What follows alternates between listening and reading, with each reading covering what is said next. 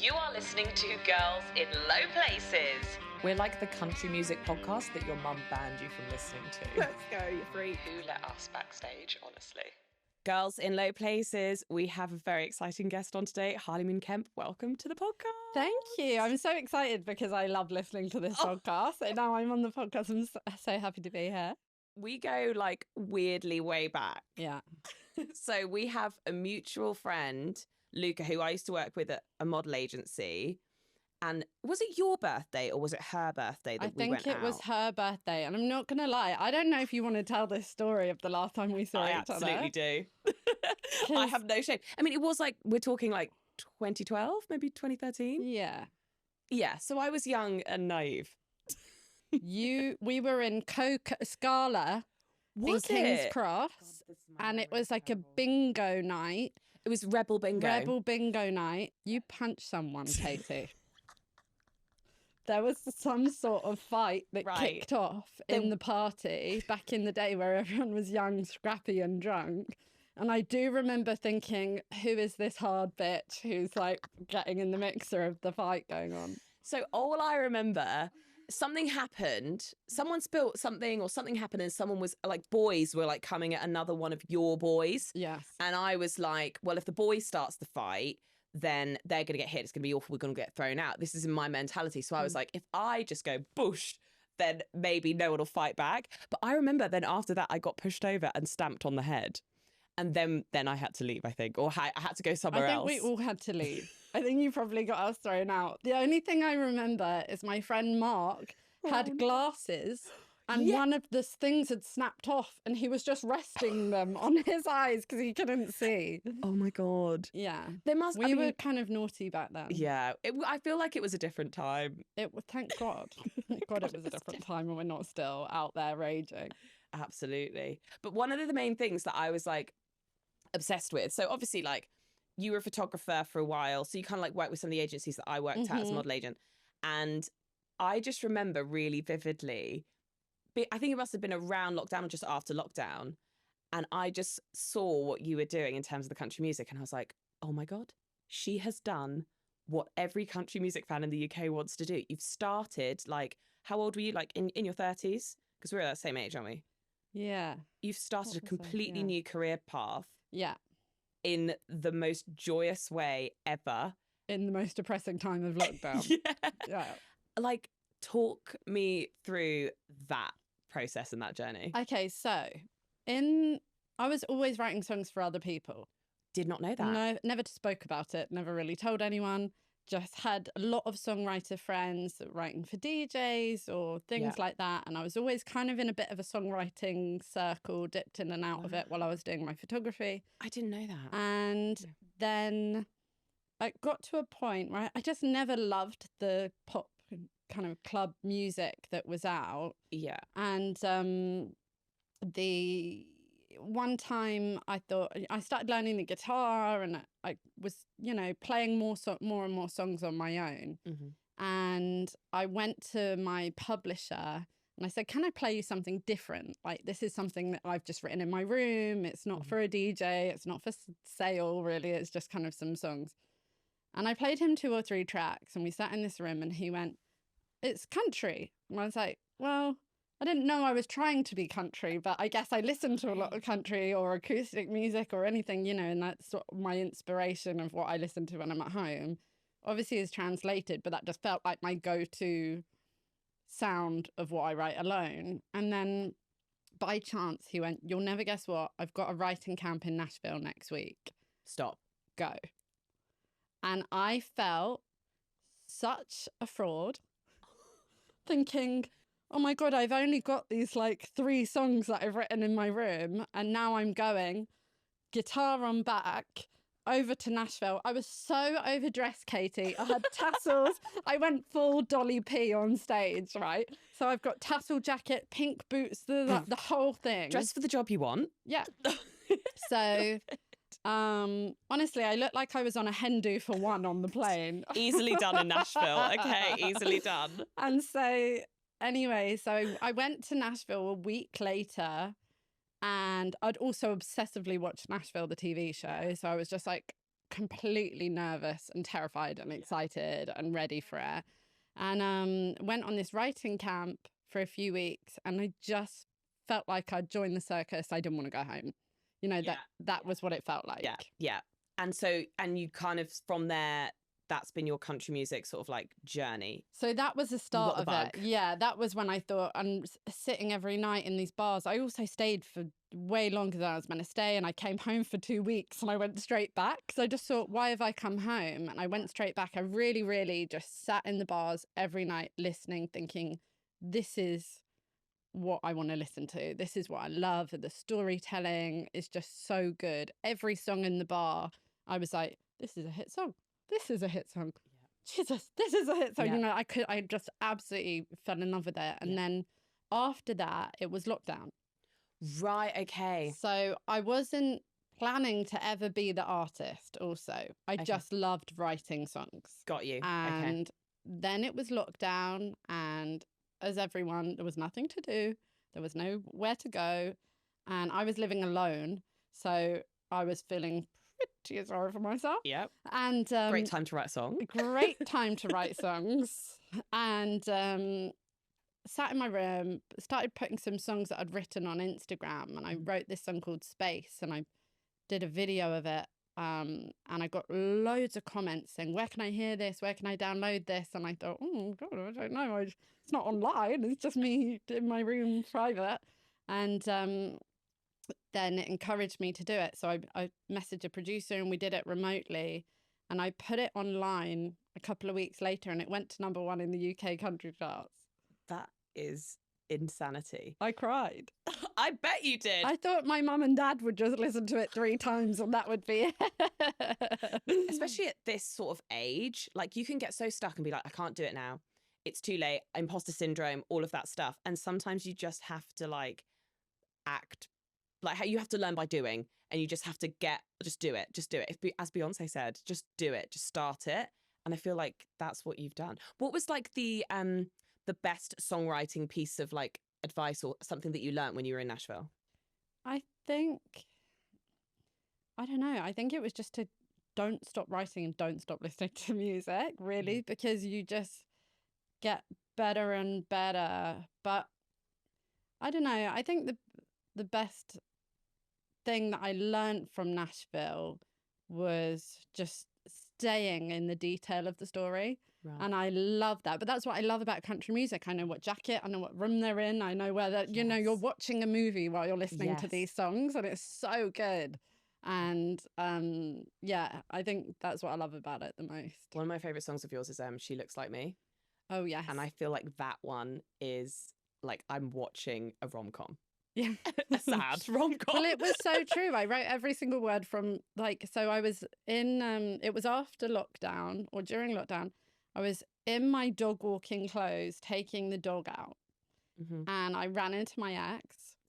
And you know, when you're like, I wish I looked like this, or like, you know, on my stage costume. I was in my like old trackies and pikey Nikes, you know, and I didn't look good. I was walking past a coffee shop, and I saw him, and I waved, and I was like, hey, like, and I'm with the dog knows him, so the dog's like running over, mad. Like, and then all of a sudden this girl comes out and sits down next to him, and I'm just frozen holding the dog, like, okay, what do I do now? What do I do now? And all I could do was look at this girl, and I thought, I'm just going to U-turn and go back. And I went home, and I felt sick, and I felt tearful, thinking, I've not met anyone else. Now there was someone new, and this girl looked exactly like me. And it's in some ways a compliment, and in some ways devastating. Like it's you go with like 2 different like trails of thought with that, don't you? Sometimes you're like, oh, that's obviously he just wants to be with me, but then you're also like, but he's not. Yeah, he's with her.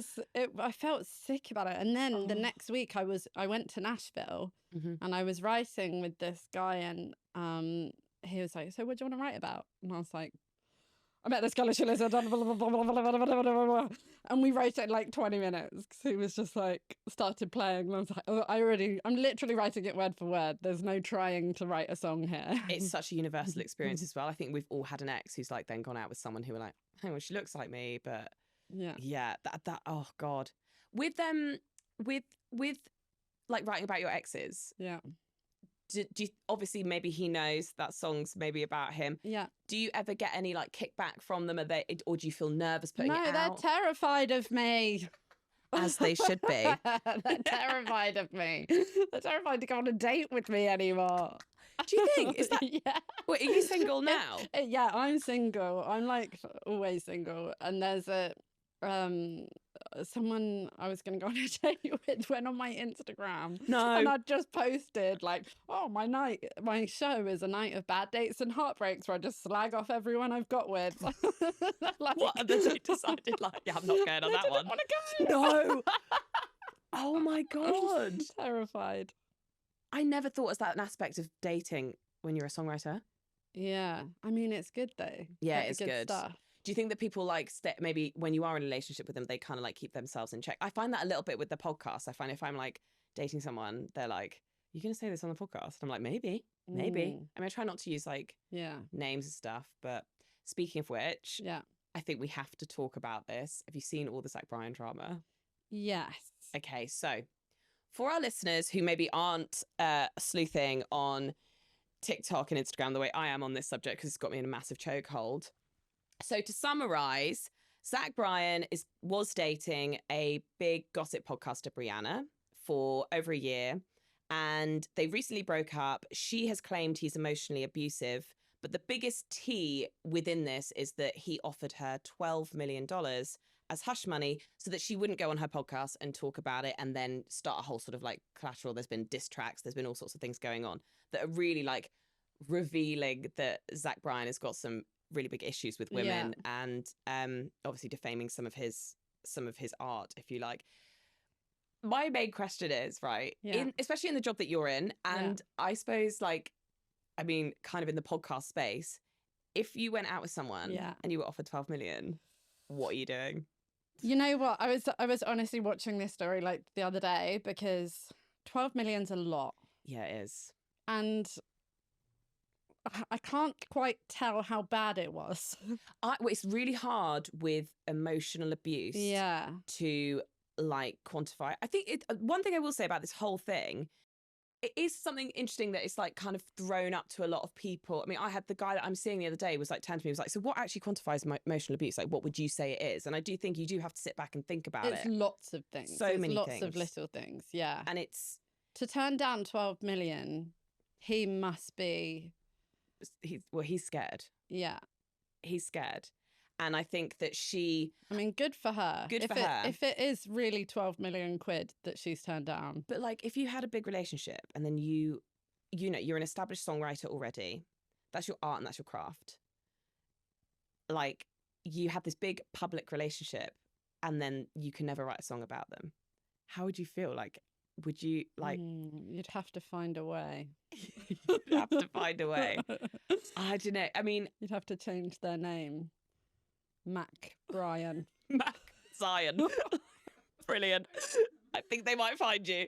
I mean, I think if I wasn't in a creative industry, maybe I'd take the money, but she is in a creative industry. She's on a gossip podcast, so I do understand why she didn't. I mean, good for her for not taking the money because it is a lot of money.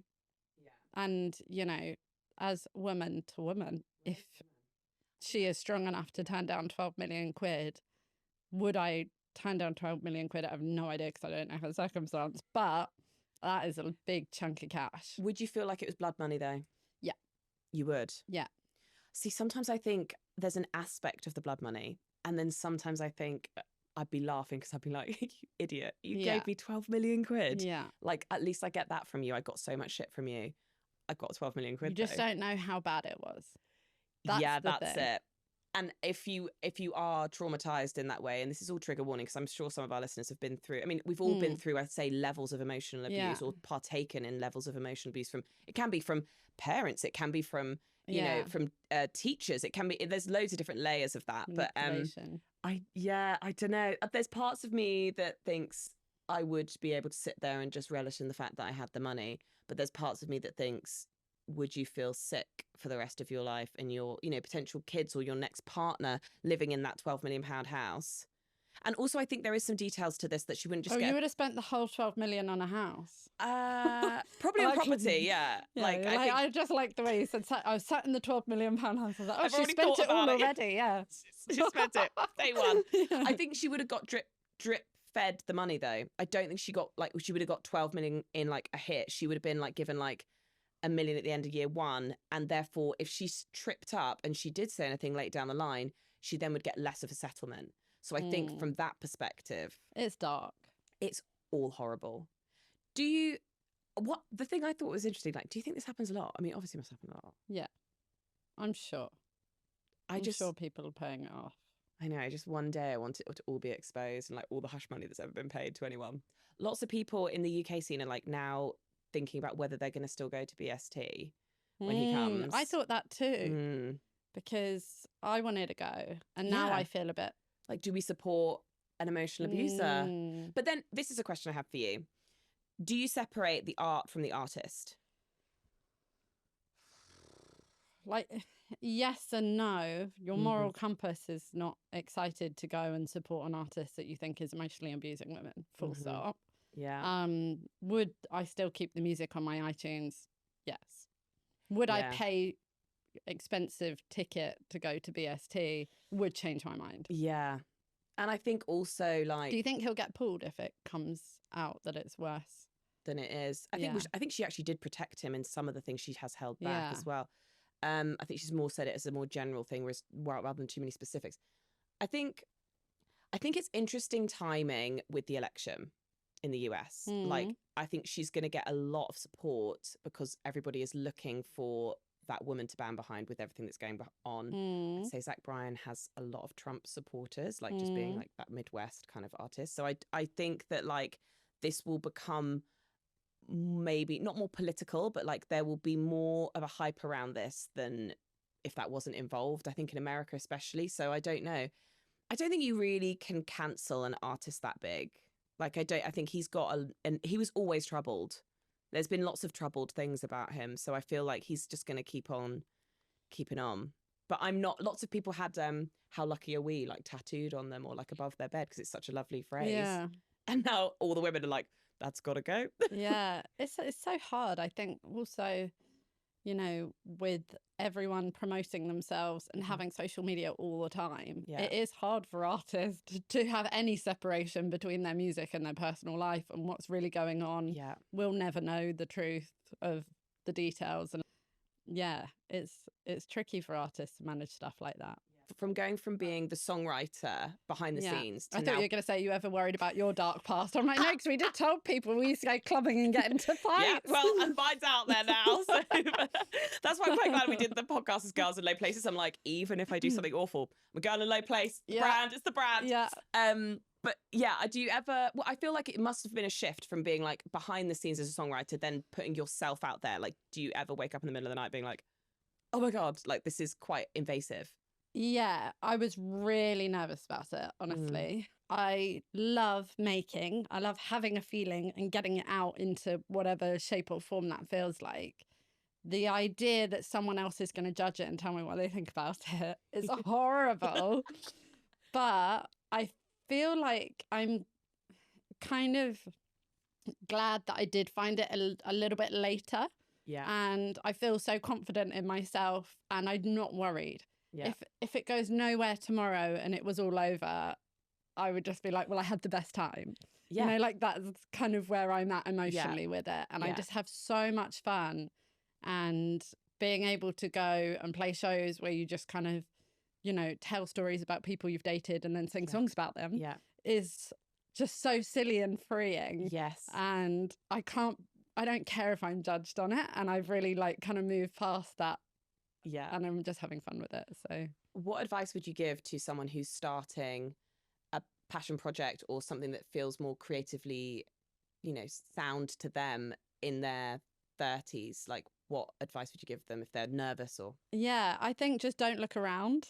I don't like to look around too much. I just stay in my own thing because that's my happy place. And I think I was always like, oh, are they going to like it? Or what's that artist doing? Or, oh, they've been booked for a show. I'm just not even looking.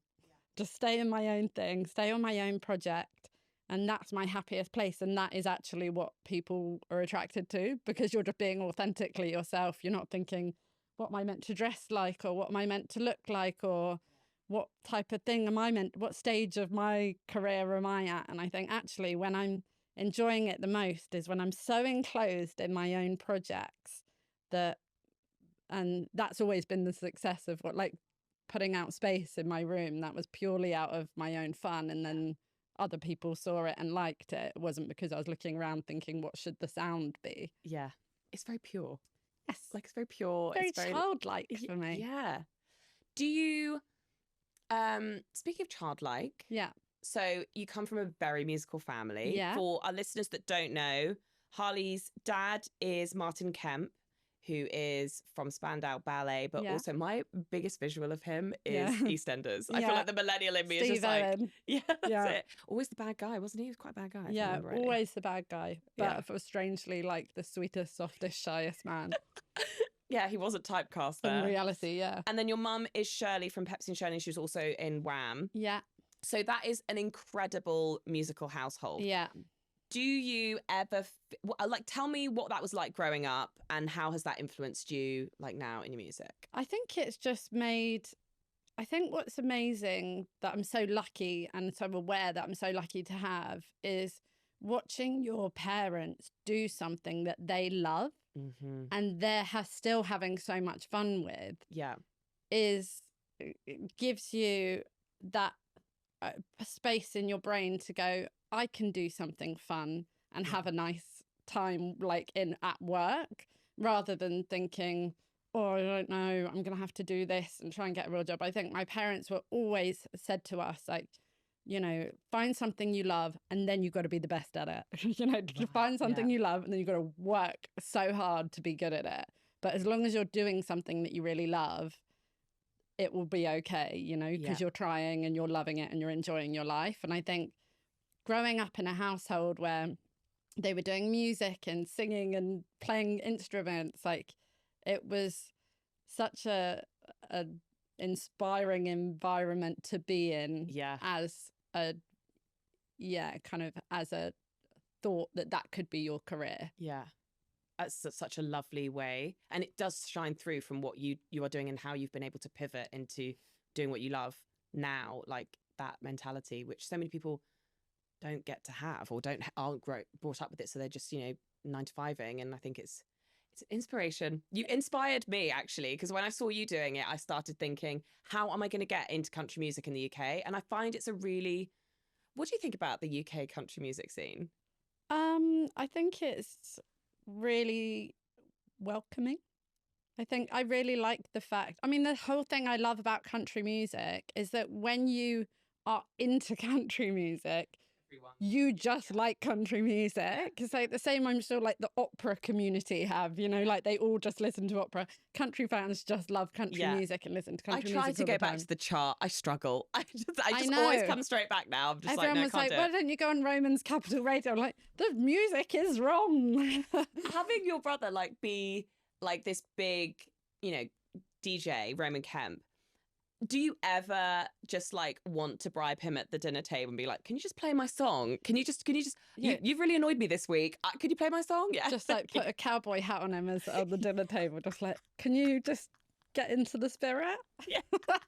Or just to be, I just love it. I just have this visual of you guys like around like Christmas dinner, like he's done something annoying that year or something. You're like, right, you owe me big time. You owe me one hit song on Capital Radio. Thank you. Exactly. No, not much to ask. Do you ever, I'm going to ask this, and if you don't want to answer it, you absolutely can. Do you ever feel, hang on, how do I ask this? Do you feel like you might be a Nepo baby, and what would be your like answer to that? That was what I was always scared of, to be an artist. And I thought, I was so embarrassed of the thought that people are going to go, oh, that's so-and-so's kid. Oh, let's see if they're any good. You know, that was always my thing that I thought, I'd rather not. Yeah. And Roman, my brother, never had an issue with it. He was like, yeah, they're my parents. So what? Let's go. You know, like he never cared and he just did his own thing. Whereas to me, I was always very embarrassed or very scared of people thinking, judging. And it just gets to a point where you think, well, I can't change anything. I can't change anything. And I'm actually just so lucky and blessed to have grown up in a family that is, you know, musical and understands what I want to do. Yeah. And Celebrate it. Yeah. I think, you know, some people do grow up in families where they work in a certain industry and the kids know it and grow up in it. So they do go into that. So yeah, it kind of was something I had to come around to because I didn't ever want to be judged. But then, like I said, I kind of get to a point in my life where I think, well, you only get one life. You only get what one am I going to do? Sit also, at home in the dark? Yeah, I also think that like you've been very considered about your career. Like you've built yourself up in lots of different creative ways. You've written silently for a long time, which I didn't even know. And then you've decided this very natural, pure thing happened in lockdown. It wasn't like, you know, you were 14 being like, Mummy and Daddy do, you know, which would also be fine. I mean, use what you got. It's who you know, not what you know, most of the time. But I think it's very important, is what you said, like, work hard at whatever you want to do. I think the thing for me is the creative integrity, because I like, ever since we were teenagers, we'd always be asked, like, do you want to be in Love Island? Do you want to be in this? Do you want to do a magazine interview? Got you. And we just thought, no, like, I don't want to just be famous for a laugh. Famous, yeah. You know, that's not my intention ever. Yeah. And what I did love is creativity. Yeah. And now that kind of, has moved into me doing my own artist project, I do get some people, you know, saying whatever. What, like trolls? Like, yeah, just, you know, people on Instagram trolls or Twitter. Say anything though, won't they? Yeah, but it comes with it, and you're just fine with that. And sometimes people having arguments in the comments is all good, you know, press or whatever. So like, yeah, it's always going to be. I mean, look at like Gracie Abrams, for example. I feel like with things like this, it's like the longevity and the stuff you actually create speaks more volumes than anything else. But yeah, I was just interested to ask you that question. I really wanted to know if, like, Roman pissed you off, you'd be like, play this on the radio. Because I would be like, I would be the same with my brother if I could. What is your, like, earliest musical memory and, like, favourite memory from growing up with parents in the music industry? Or the craziest story? Trying to think about it. The only... I mean, my family was always doing music. I remember being like, after school, bringing friends home and saying to my mum and dad, like, don't do singing, don't play guitar. Because I was already aware that they were like, you know, people were interested. And I thought, do not embarrass me, you know, like that was normal. Kind of like just be like normal mums and dads like that. But I think everyone was doing that to their parents anyway. So like I do remember that kind of feeling. But I think when we grew up, obviously by that point my parents' music, they weren't doing music at that time, and we didn't grow up kind of on the road with them. So it wasn't really until I was like 18 and Spandau did a Reform tour. Right. And that was the first time I saw it and understood what it was. Wow. Yeah. And that's when I thought, oh my God. Because when he said, oh, we're doing a tour, and I thought, oh, that's fun. I was thinking Shepherd's Bush Empire, they were going to play. And he went, no, we sold 4 nights at the O2. And I was like, oh, right. It's a big deal then, is it? He was like, yeah, but I just didn't know, you know. Wow. That must have been an amazing feeling watching your dad play the O2. That was the first time I thought, oh, this is good. And this is something maybe I want to get involved in. Yeah, this is cool. Wow. That's unreal. Yeah. That's like, I'm like, I can't even put my head around that. Like, yeah. And I was still embarrassed thinking, what are you going to wear? Don't embarrass me. My friends are coming tonight.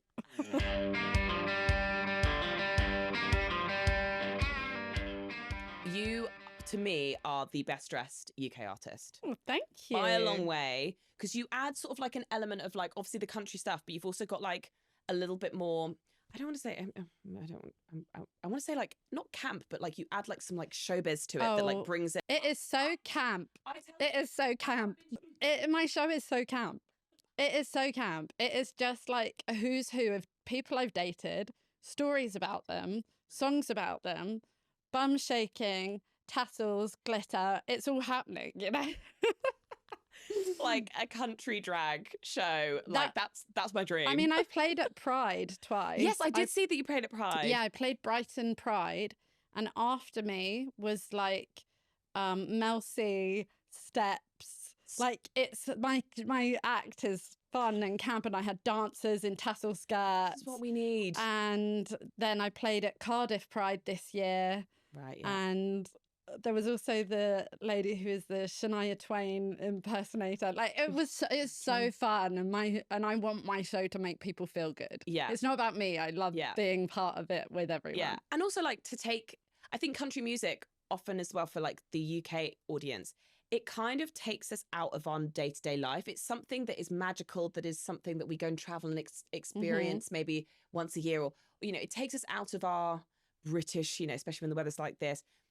I love the fact that you bring the showbiz. And I think sometimes, I'm a hot take here, but I think sometimes the UK is a little bit behind in terms of their showmanship that the Americans really bring. And you really bring that showmanship. So I'm like, yes, Harley. Yeah, honestly, I feel like a lot of my show is for the girls and the gays. Yes. Everything we should do in this life should be for the girls and the gays, okay? I really feel like it's just a bit gossipy and fun and silly and dancing. So you've got Chanel Yates who's supporting you as well. I'm really excited to see her live as well. Yeah, I've been following her on Instagram for a while and thought she'd be a great opener. And then I've actually got a new song coming out in January. Right. Can you tell us anything about it? Went out with someone for a few months. Is it a situationship? I got broken up with. Okay, when we say how many months, I want to know. Was it 3? Around 3, maybe. Yeah, there's a science to this, Harley. Oh, is there? What? That's when they change their mind. That's when they start going funky. Yeah. Something happens in a man's brain at 3 months, I swear to God, that is like they either tip over into this is going to be a full relationship, or they go, I'm going to put you in this box and we're either going to break up, or I'm just going to keep you as like a side chick. Yeah, I got broken up with. They are not ready for a relationship at the ripe age of 39. Is he balding? Damn. Anyway. 39 and not ready. So not ready for that, but what are you ready for then, mate? I have no idea. And so anyway, I've written this song and it will be revealed in January. Right, I definitely need to listen to this song now. I am going to play it at the show on the 29th. Oh, it'll be my first exclusive play. I can't wait. Since I called off my engagement earlier this year, I've had 2 situationships. One is still ongoing, but there's definitely been one of them ended after 3 months, and one of them, this one now, is like it's on the curdle. Like it's at that point where it's like it's on the curdle. I've never heard that before in my life. That is a whole nother podcast title called On the Curdle. Just people at the end of 3-month situationships. That's the only people who can come on. On the curdle. Oh my God. But honestly, it's something, I think it's something also maybe something in women's brains as well, that when we've been with someone intimately for 3 months, that we're then like, we think we're locked in on that person because we're like, cool, well, this is something then because I've now like, you know, spent all this time and all this emotion into you. And the men just go, I'm done. I'm full of you. Yeah. Goodbye. Yes. And then they're just, you know. But yeah, I think it's, I can't wait to listen to that song. I've just got too many. I've got too many situationship songs. Every single song I have is a situationship. What's your biggest, like, what's the best and worst thing about being single at this age? Best thing about being single is I think I have more fun than anyone I know. Yes, agreed with that. I have so much fun. I'm so glad you said that. And lots of the married baby people, they don't like well, they're not having fun. And sometimes they don't like you having fun. And they sometimes, I don't know if you get this. I've had a lot of like, oh, new boyfriend every week. And I'm like, so what else am I meant to be doing? Because they're gel. Like, so gel. They would love a new boyfriend every week. Wouldn't they? No, I think the best thing about being single is how much fun I have. Yeah. Because I fill up my diary, because I'm not relying on someone to go for dinner. Yes. I fill up my diary with fun stuff all the time on purpose. Right. To once a week, during the week, on the weekend, whenever I'm free, wherever I'm traveling, I'll find something to do that's fun. That's nourishing. Yeah, find people to hang out with, booking holidays with random people, going on retreats. Like, you're not just sitting on the sofa watching, you know, Netflix with your significant other, which can, you know, you can lose years doing that.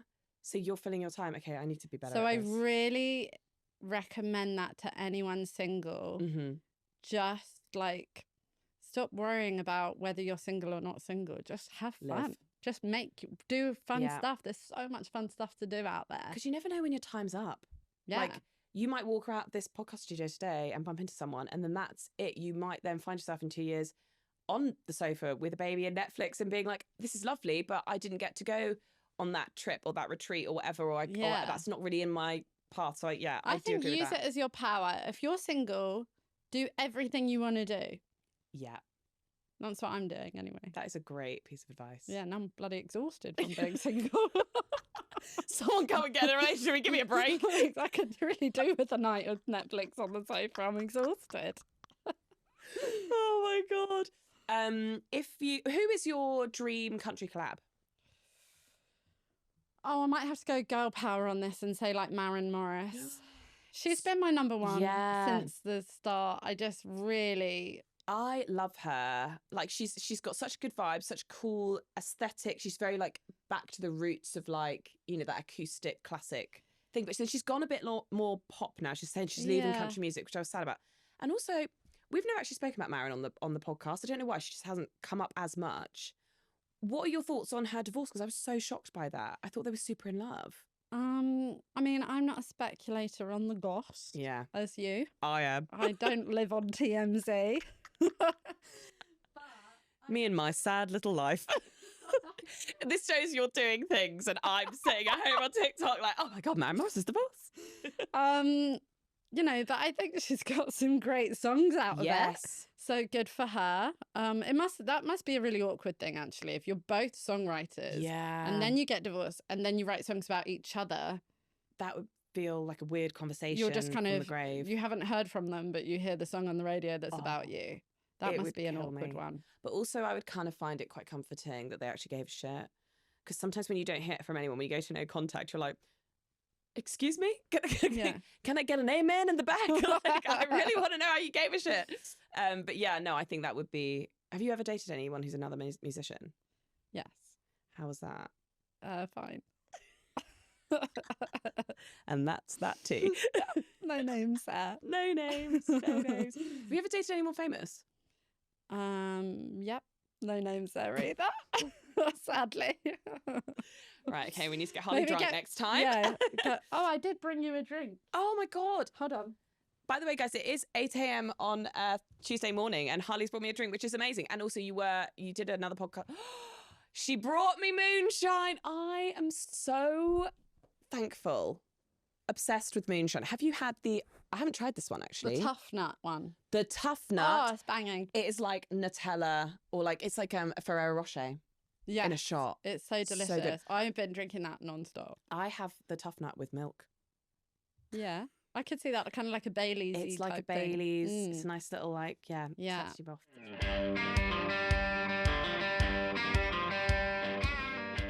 What is your songwriting process like? What does a day songwriting look like for you? Very, very simple. Whatever has happened is in my mind already. So say, like, I run into this person, I feel sick about it. Yeah. And once I start thinking about what has happened, like replaying the memory, I just hear it as a melody. Yeah. So I can't help but start singing it. Yeah.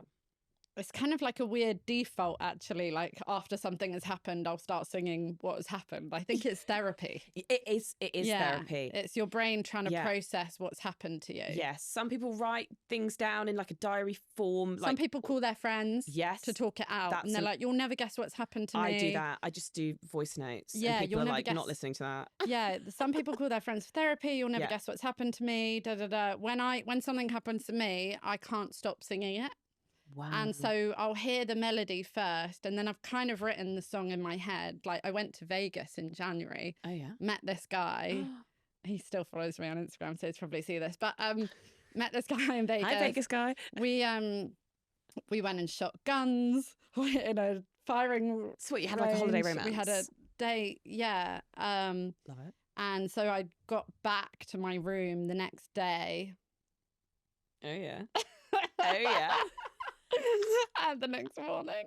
And anyway, go back to my room and Shots fired. and started singing this song called Lone Ranger. And the verse is, we were shooting guns and racing cars, writing songs about broken hearts. It was the date. I just was writing the date, but I started to hear it as music. Yeah. And then when I got home from Vegas, I sat on the guitar and then it was happened. You know, that's kind of my process. So it's instant almost. It's instant, yeah.